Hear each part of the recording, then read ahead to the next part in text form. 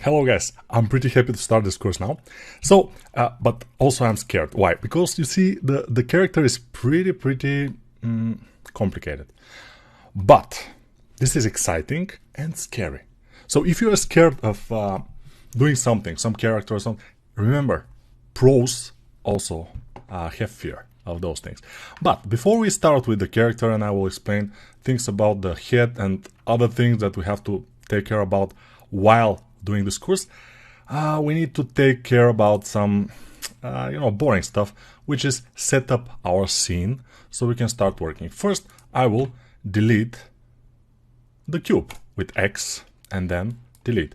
Then I will hide the light and the camera here from the top right menu. Then I will go and press N.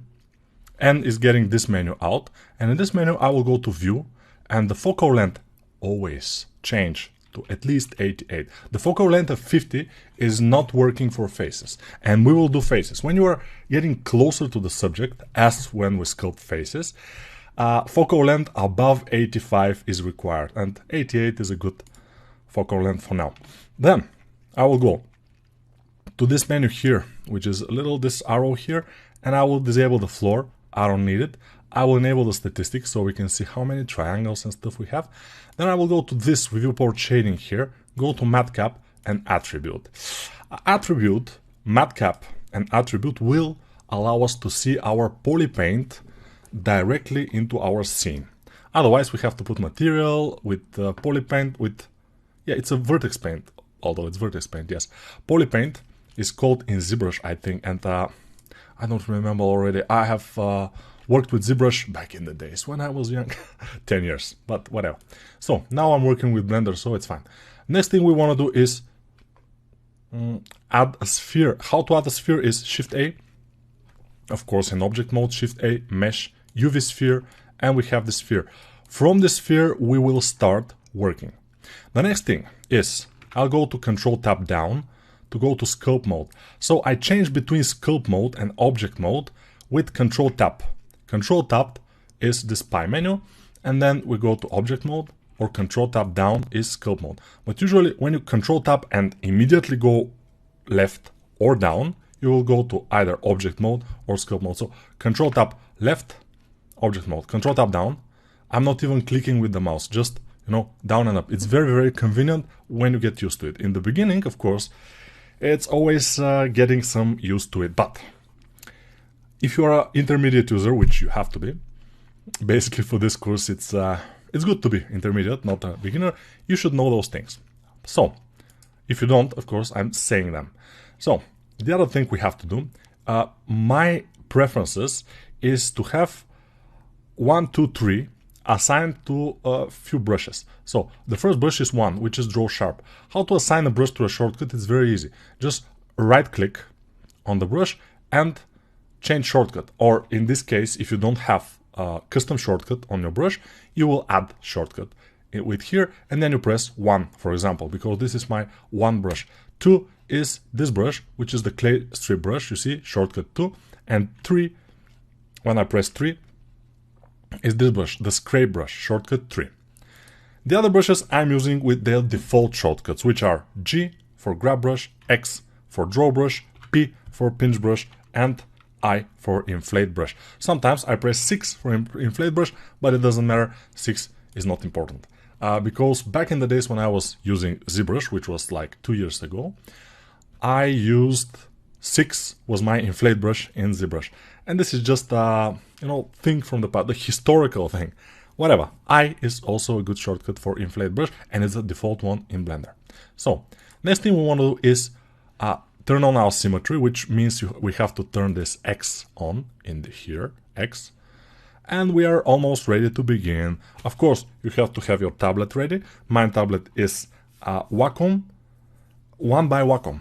So it's a Wacom tablet, but it's the cheapest one, which is 1x Wacom. There is a small version and medium version. Mine is a medium one. And the medium version is completely okay for all tasks that I am required to do in my freelance, in my courses, and in my work also. When I was working in Gameloft, because I was working in Gameloft for 15 years. Yeah, I am pretty old. But Let's see what we can do with this. So in the beginning, we always start, when we're making head, we always start with the grab brush, increase the size of the grab brush with the bracket keys a little bit, and then, you can increase it with, I think it was F. Yeah, with F you can increase the size of the brush, but since I was a Photoshop user for many years before I start Blender, and in ZBrush, in Photoshop, and in Blender, I'm increasing and decreasing my brush with the bracket keys, and my hand is kind of used with that. So it doesn't matter if you have the bracket keys or you use the F. It's okay both ways. It depends on how you're used to doing it. Now, in the beginning, we have to do this helm shape to start to do a head. Whatever head you start to do, you always start like this. You make a little bit of a neck, and with the grab brush, you try to do something that resembles a helmet a little bit. And then at some point you have to remesh. So if you are using Blender, which is version 3.5 and above, the shortcut for remeshing is Control R in both versions. I mean, in the versions before, versions after, Control R will remesh. But in order to control how big will be the polygons, you have to press R in the newest versions or Shift R in the older versions. So older than 3.5, you will use Shift R. In the newer, just R. So now R, and then you move left or right, and in the beginning this is fine. The default one is fine, Control R to apply it.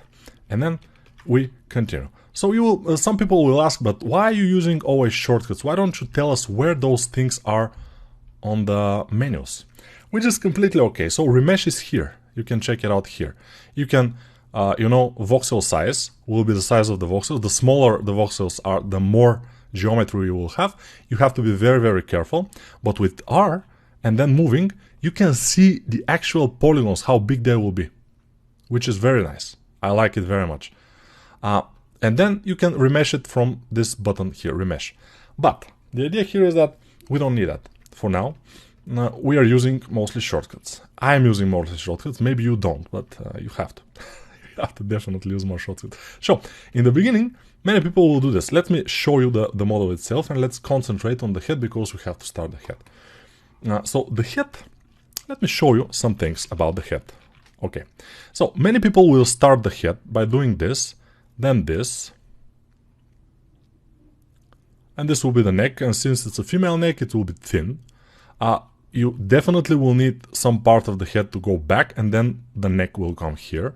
That's not negotiable, but some people will do the face from the side view flat, and then you will do the nose here, the mouth here, and the eyes here, and it will not be okay.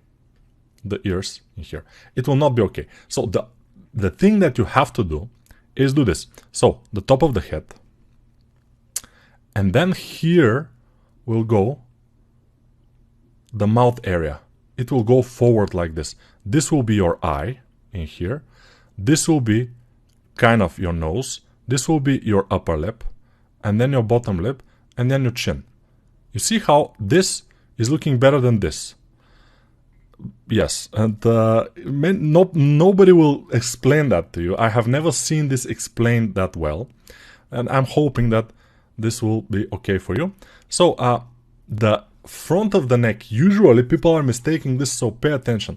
The front of the neck from the side view have to start from around the middle point between the ear and the chin. So if this is the middle point here, the neck starts like this usually. And then it's a thin neck, and here we have a big portion of head behind it. But you have to be careful not to make this portion too big, because it will be an alien-like, not to make it too small, because it will be a Neanderthal. Although if you make it a little bit smaller, it's okay, because then we will put some hair above it, and it will be fine. But we have to do this forward motion in here, and then the nose, as I showed you. This is very important, and if you don't do it, you will lose it, That's what I'm saying. We don't see the side view in our concept, and that's why I will show you how to do it. And of course, we may not be able to do completely the same as the concept, but at least we will try to. So as you can see, I'm showing you something how relatively how it should be. You see how the forehead, then it's coming forward and up, and then the nose is here. The nose is kind of a small and thin and sharp, and then we have forward motion. The distance between the nose and the upper lip is not super huge, it's kind of small. And then we have the upper lip, and then the lower lip is behind it, down, and the mouth is half open. But let me show you, because this is very important. The mouth is half open only in the middle portion here. So the lips are they are touching themselves on the sides. So the upper lip is touching the bottom lip until this point, and then it's opening and we see the teeth inside. So those are the things I need to pay attention to, and then we can start working on the model. We are seeing it here and we will start working. In the beginning, I'm just trying to achieve kind of a nice shape of the head. Since it's a female, the jawline will be kind of smaller. The chin will be kind of narrow. You see, even the chin, her chin now looks like it's very sharp. I don't think that it will be smart to do it super sharp, but we will see. We have to, in this stage, we cannot say. We have to go and do it. I'm smoothing with the shift, and yeah, maybe I smooth it too much. I need more volume there. Let's see it from the top. It's looking relatively fine, although the main mistake people are doing with male and female sculpts is they are making the forehead too flat. So again, let me show you. If you make the forehead too flat, and then you make this a very steep angle here, your model will always look more manly, but even for a male, it's not good. If you see my head, it's round, and then you have this kind of a sharp corner, but it's not sharp. It's round in there, but there is just a little kind of thing here, and people are mistaking this as a very sharp, cornering. It's not. Everything is smooth. So in a female, it's even smoother. So be careful about that, and don't make this mistake. Try to avoid this mistake. I mean, it's almost inevitable people to make this mistake, especially if they don't have too much experience making heads. That's why I made the course about head modeling, so head sculpting exercises. It's called the course, and I think it's very helpful. People are liking it, people are praising the course very much. So let's go and add mask. So press M, just draw here around where the ear will be, then press A and invert the mask. A, when we are in sculpt mode, A will get this pie menu which has mask options. Then I will move this backwards. As you can see, we're moving it, so we are getting the ear away from the head, and then I will press A and clear the mask. And then I will continue with my grab brush to just do something that looks like ear. Ears are very important. Many people are kind of neglecting them when they sculpt, but ears are one of the most important. No, it's not. They're not. But when I see a sculpt, when people are spending a lot of time on their eyes and their other things, but they don't spend any time on the ears, and I'm like, you cannot do that, You have to spend time on the ears. Ears are part of the head, and they are an important part of the head, like every other part. Like lips, like noses. Of course, in many female figures, the lips are more important than the ears, because the ears sometimes are hidden with hair. But let me tell you something else. By default, let me show you. Let's go to G, which is our grab brush. Okay, it doesn't matter. X, which is our draw brush. Notice here we have plus and minus. The plus is blue, which means that with this brush we will add, which is the default settings of a brush. Let's go to brush number 2, which is the sculpt mode, the clay strips brush. It's plus. Brush number 3, which is our scrape peaks, plus. But when we go to 1, which is our draw sharp brush, by default it's minus. So I always put it in plus here in the top. and that's how I work. If you want, you can leave it at minus, but in my opinion, all the brushes should be the same. Now I'm doing the neck here, and let me tell you a little bit about the neck. Again, it's neglected by people. Many people are not paying enough attention to the neck, and the neck is very important for female or male sculpt. As you can see now, with the neck, with the right neck, she already look kind of okay, like a base. Like the base of the head looks fine. Let's see how the neck works. Let me show you how the neck works. So the neck works like this. We have a muscle which is coming from the top, and it's connecting to its in the female. It's pretty flat, this muscle, so usually you don't quite see it here. Everything is kind of flat, but if you do it, especially in this area, you can see a little bit of a hole in here, and I will do it. And then it's kind of merging, because the female doesn't have huge muscles. Usually the muscles of the female are more flat, more lean, and they're having this kind of a fat above them a little bit. So everything is more smooth when we're working with the female face or body. So this muscle is going down here, and one part of it is attached to the clavicle here. This is the clavicle. It will be at some point, and the other part is attached. It's attached to the sternum, which is between the clavicle here, and the other one is attached to the clavicle. And this is one of my favorite muscles in the human body, by the way. This one here, it's called sternocleidomastoid, because it's attached to the sternum. The sternum is the bow tie, which is holding the ribs. The ribs are coming from and the top of the sternum, this muscle attached to. Also, it's attached to the clavicle, which is this bone in here that you feel. This one, these two bones here are clavicle. And mastoid process of the mandibula, I think, was called here in the back of the skull. That's why it's called sternocleidomastoid, and I love it because it's a kind of complicated name, but you can kind of figure it out. You know, it's not super bad. So in the back we have the traps, which in the female are pretty lean like this. When you are working with a female, let me show you. This is the head of a female. Then we have a thin neck, and then we have lean traps. Then we have the clavicle, and then we have the shoulders, and then we have the chest, and then we have the arms, and everything. Okay, with the male, let's draw it here. The male, let's go with the square jaw.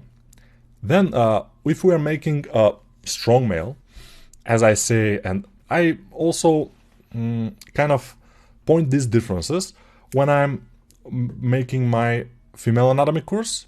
I have it, I sell it already for around 2 years, and the superhuman anatomy course, which is a male anatomy course, and in there I make Superman, so thick muscles, but again, sternocleidomastoid, it's a little bit more pronounced. Then we have the Adam apple, and then we have the traps, which are bulky like this. So in the female, the traps usually are like this, but in the male, they can be, if the male is kind of strong, not like me. Mine are female, but I have a biceps, so be careful, biceps. And so for the male, we have the clavicle here, and it ends around where the traps ends, and then we have shoulders, which are huge, and then we have the chest muscle, and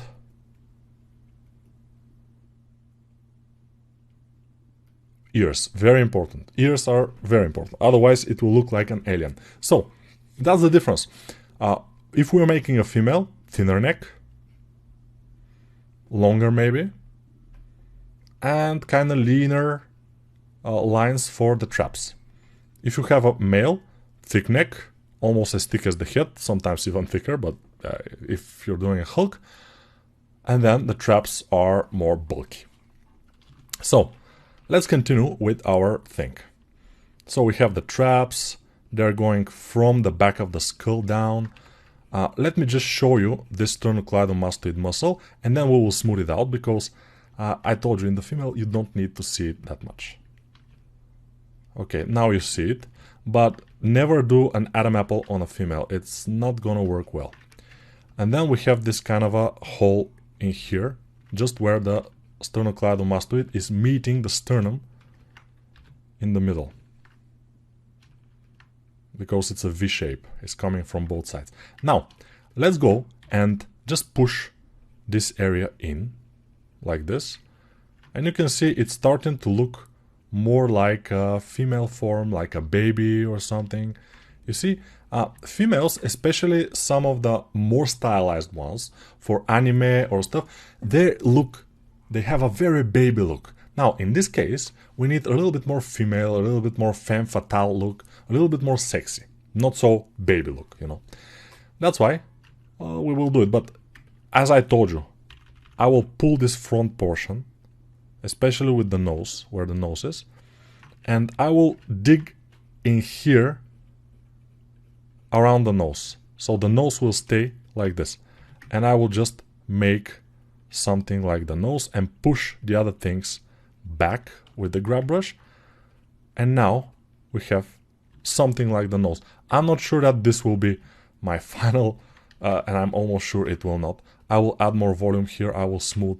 The idea is that just to see how it will work, and we'll see. Now I will just move this back, and the muzzle of the mouth has to be there. We'll see how we will do it. But now what I notice is my forehead is too forward, and then if I have to do good chin, I have to put it more forward, which I'm not sure it will be too much forward. Although if I can push the neck forward, it could work. Okay, let's push this back with the head, with the forehead. Okay, let's make a little bit bigger cheeks, and let's push those a little bit, those areas here in the front. So as you notice, or I don't know if you notice, but my front portion of the head is this, like this, then the cheeks, and then down, and then from here is the same, then down, and then this is kind of a flat area here, and it's going back, but it's going outward also. And also this is going back and outward, so it's wider. And here in the front is narrower, but also this portion is not flat, not ever. It's just round in here. So be careful with the flatness. Then this will be our orbits of the eyes. Then here we will make our eyes, which will be a little bit cat-like. Cat-like means that the inner corner of the eye is lower than the outer corner of the eye. You see? It's lower. This is the distance between them. And then we will make the eyeballs inside. This will be our nose in here, which will go upward. As you can see, it's going up like this. It will go up, and then we will have our mouth at some point in here. And we will have a little opening, and inside we'll have some teeth. And of course, it doesn't look very well, but I'm just showing you the processes. I don't want to just do it without telling you everything. I'm just trying to say the more I tell you, the better, as you probably know. And this video, I will try to keep it a little bit under or around 30 minutes, the first video, to not exhaust you too much. But as you can see, everything is going very slow, because this head, I can make it if I don't show you, if I don't speak, if I don't show things or draw, if I don't explain. I can do this head for about an hour, usually. Of course, I will take another hour or two to make it better looking, but in the beginning I can make it for around an hour. Now it will take more than that, because we need to, to be sure that everything is correct from the beginning. We will try. Then the nose maybe will be a little bit longer, but we'll see. And very important also, let me show you again. So the nose, how it goes like this, and then it goes down. Then the nostrils will go inside the face from the profile view. Here we will have the upper lip, we'll have the lower lip. The lower lip is much more fuller usually. This one is kind of have a volume, but this one have a lot of volume. And then we will have our chin, like this. This, and then like this. This is the upper lip, this will be the lower lip.